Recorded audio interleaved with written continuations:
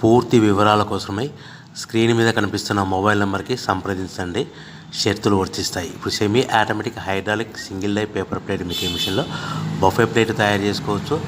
At the same time extra die కొనుక్కొని హోటల్లో parcel కట్టే సిల్వర్ గోల్డ్ పతలా ప్లేట్స్ కూడా తయారు చేసుకోవచ్చు. కానీ ఈ మిషన్లో ఎలాంటి టిఫిన్ ప్లేట్లని, డోనా కప్పులని, ప్రసాద కప్పులని, టీ కప్పులని తయారు చేసుకోలేము.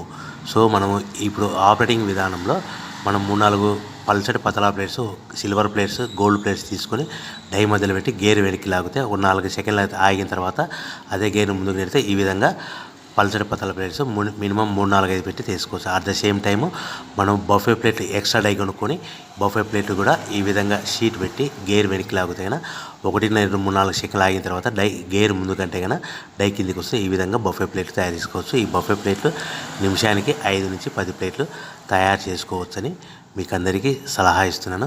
సో మనం మా దగ్గర ఎవరైతే కొత్త మిషన్ కొంటారో వారికి మాత్రమే రా మెటీరియల్ సదుపాయం కలదు.